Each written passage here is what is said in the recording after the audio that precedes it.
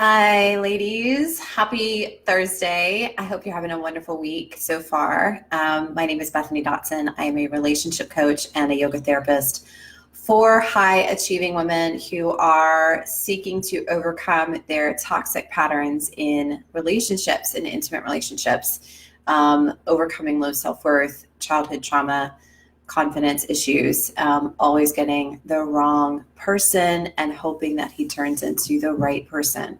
So today I wanted to talk to you about an idea or a potential concept that I like to share with clients and that we help our clients get to when we work with them. So most of the time, if you've dated a toxic partner, if you have this pattern of repeatedly getting into questionable relationships, unhealthy relationships, especially if you tend to sense red flags right away and you repeatedly ignore them over and over and over again, what tends to happen is we get out of the relationship and we feel very victimized. We have allowed ourselves to be drained emotionally, mentally. We have lost ourselves in that relationship. A lot of times this shows up financially as well. We tend to make too many compromises in our job. We might end up overspending if we attract someone who doesn't quite have their act together and they're not making the same income level as we are. So when we exit these types of relationships, there is a sense of being quite leveled in every sense of the word. You don't know who you are anymore. Life doesn't feel like it's worth living anymore. You just feel like a hollow shell of a person. You don't really have any life, vibrancy, vitality, motivation. You wake up every day and you immediately feel anxious. You immediately start thinking about your ex. You immediately start thinking about your life without this person. And this can go on for a really, really long time, even after you have healed the initial emotional rupture, right? The initial onset of all of the painful feelings that come along with a breakup. You can still start to ease back into your life and feel rather numb. And unfortunately, I see this a whole lot with people that we talk to. Many women get into what I call the danger zone. And believe it or not, the danger zone isn't when you're in a toxic relationship, although that's dangerous. The more dangerous zone is like the period after all of the initial pain and the searing sadness has happened. We see a lot of women getting into what we call apathy.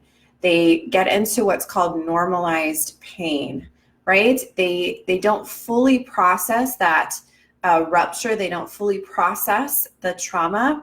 And instead what tends to happen is they move forward into their life and they start piling on a lot of activities. They start piling on a lot of busyness at work. Maybe they get a new job. Maybe they move across country, right?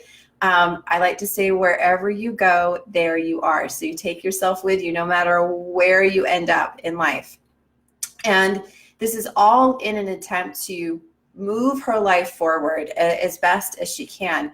But sadly, what has not happened is that she hasn't fully healed the trauma within. And most importantly, oftentimes the original wounds that have caused her to repeat and blindly walk into this pattern. And so she tends to remain victimized by the situation. The situation leaves an imprint on her psychology, on her body, and the way that she approaches life. And it can be really, really subtle. And this is the sneaky thing about recovery, is that oftentimes, especially, it's kind of like when you get into an abusive relationship, especially emotionally abusive, the emotional abuse starts off extremely subtle. It's so easy to just write it off as he's having a bad day. And eventually, you can't ignore it anymore. It's the same thing when she hasn't fully healed those original wounds and that trauma. It looks like staying in a job that's just a job. It's four walls. There's no excitement. There's no fulfillment. She's just going to collect a paycheck every week because she's racked up a bunch of credit card debt from her sappy ex, or she's racked up a bunch of debt because she's developed a little bit of a shopping habit to help herself feel better. So she tends to feel stuck in life. And we see this all the time. It's like she hasn't fully moved forward from that situation. We also see a lot of women who stay single for prolonged periods of time. They may not have had very many serious relationships in their adult life, maybe just 3 or 4, but they've been so volatile and so tumultuous that she stays single for, a long time and doesn't really fully process those original core wounds. And the reason that she stays single is because she feels like she needs to figure herself out. She needs to get back on her feet. She needs to feel confident. She needs to feel secure in her life. But 9 times out of 10, we find that she doesn't fully get there. And what happens is that when she feels finally ready, her heart might be shaky, her knees might be a little wobbly. She's like, okay, I'm going to get back out into the dating world again. There has been such a sense of depriving herself of connection, of healthy connection with an intimate partner. She's deprived herself for so long of that possibility that the first person that she meets that has that instant chemistry, that instant spark, she tends to go right back into that same pattern of ignoring the red flags, getting swept off her feet, seeing potential rather than a partner. And again, we see this all the time. Women repeat this pattern 10, 20, 30 years. And by the time we talk to them, they are so jaded and so fearful and so mistrustful that they don't believe that they can tell the difference between who's right for them and who's wrong for them. They don't trust their judgment anymore, period. And they are completely stuck.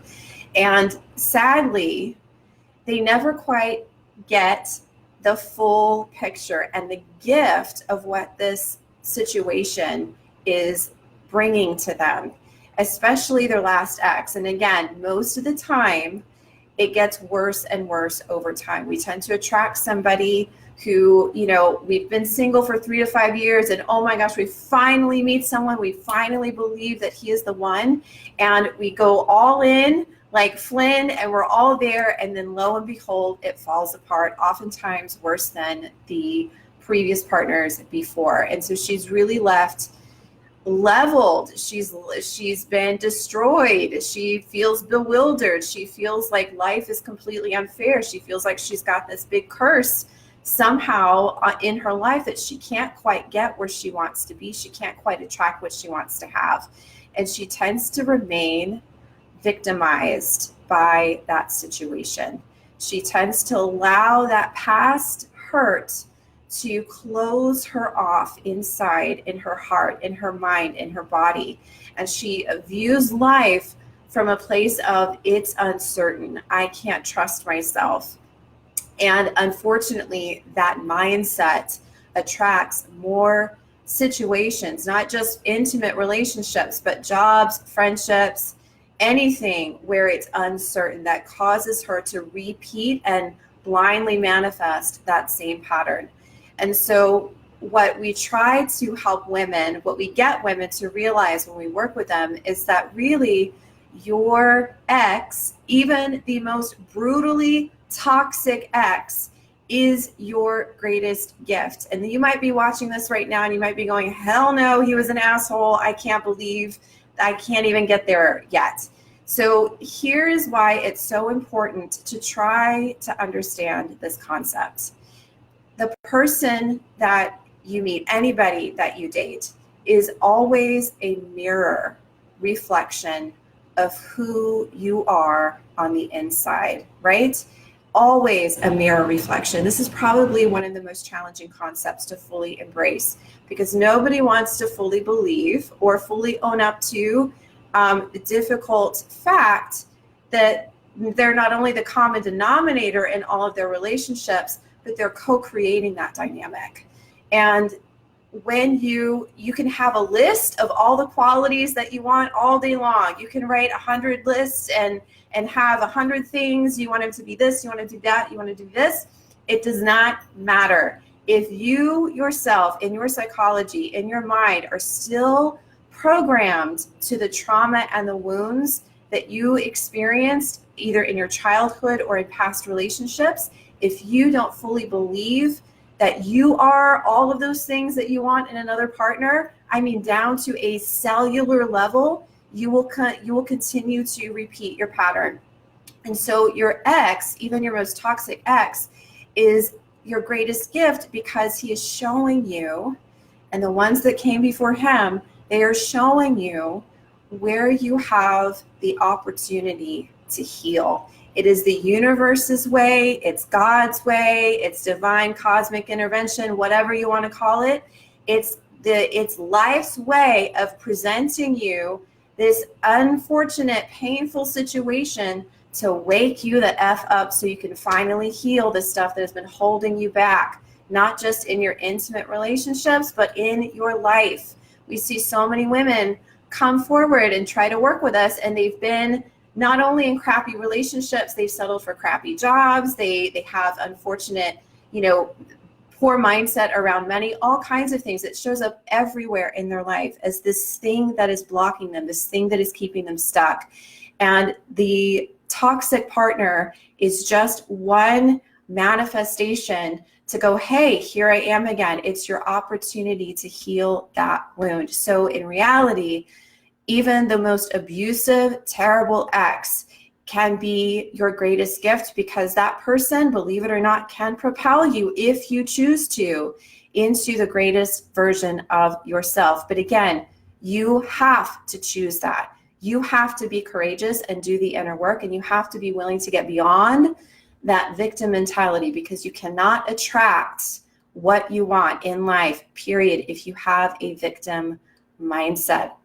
And a victim mindset is normal in the healing process, especially early on. I think there's 7 or 8 stages of healing and recovery. Being in victimhood is one of them early on. But again, sadly, we see a lot of women who stay stuck there for years, unfortunately, and they've let it derail their life. They've let it shrink their life. They've allowed it to cause them to stay small and play very, very small in life, because they're always fearing the next bad thing to happen. They're always fearing the other shoe to drop. They don't fully believe that they deserve and that they can manifest and that they can have not only a healthy relationship, but financial abundance, a great job, a great life, living on the other side of the world if they want to. They just don't believe that it's possible.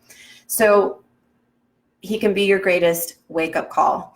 The second biggest thing, and this is something that I want you to listen up, is that your ex can be your greatest gift, because he is ultimately teaching you about forgiveness. He is ultimately teaching you about forgiveness. And we see a lot of women who come in and they have a long time pattern of being a perfectionist, of beating themselves up, of never feeling good enough, of always feeling like they've got to be doing 4 or 5 or 10 or 20 things in order to measure up and to feel worthy or feel good enough. And again, your toxic ex is here to teach you about forgiveness. And if you've allowed yourself to be stagnant in life or get stuck in life because of a past situation, it's quite likely you haven't fully released that from your psychology. You haven't fully processed that trauma and that emotion. More importantly than forgiving your ex, it's an opportunity for you to learn how to forgive yourself. We see a lot of women who've stayed way past the expiration date in unhealthy relationships and toxic marriages. They've gotten into 2 or 3 relationships over the lifetime of raising their kids. Their kids have been negatively impacted by that, and they feel incredibly guilty because now they see their kids moving forward in high school, in college, getting into toxic relationships, getting with abusive partners, getting with stalkers, fearing for their safety, things like that. And the parent, the mom who has lived all of that, winds up feeling helpless. She feels powerless watching her child go through that. And so she hangs on to a lot of guilt and, beats herself up, constantly is hard on herself, constantly wonders what is wrong with her. She feels like she's damaged goods. And so your toxic ex can be the catalyst for you if, again, most importantly, you choose to see it this way, for you to learn how to forgive yourself. And as one of my mentors said just the other day, and I'm going to repeat her words here, God does not waste pain. You are given painful situations to wake you the F up. God doesn't waste the pain. You do if you choose to, by remaining victimized to it. So if you resonate with anything that I'm saying, if you have gone 10, 20, 30 years in your life and you have blindly walked in to the same relationship pattern with a partner, if you have allowed that to derail your life, if you have allowed that to cause you to stay small, and you don't know how to overcome whatever the thing is inside of yourself that has kept you repeating history over and over again. You may have done 10 years of counseling, you may have read all the books, you may have watched all the YouTube videos, you may have done everything, and yet you're still not where you want to be. Then book some time to chat with us and myself or someone from my team. We will talk to you. We'll have an honest conversation, sometimes brutally honest conversation about what exactly is keeping you stuck in the mud, and most importantly, how you can start moving forward today. You don't need 10 years of therapy. You don't need 2 years of therapy. You can start changing immediately. It doesn't need to take 5 or 10 years for you to be healed and for you to be ready. You can be ready the moment that you say so. So if that's you and you are ready to get unstuck, book some time to chat. www.bethanydotson.com/apply. bethanydotson.com/apply. I'll drop the link here. If you have any questions about this video, please leave a comment, ask me a question. I'll get back to you as soon as I can. And look forward to seeing you later next week. Have a good one.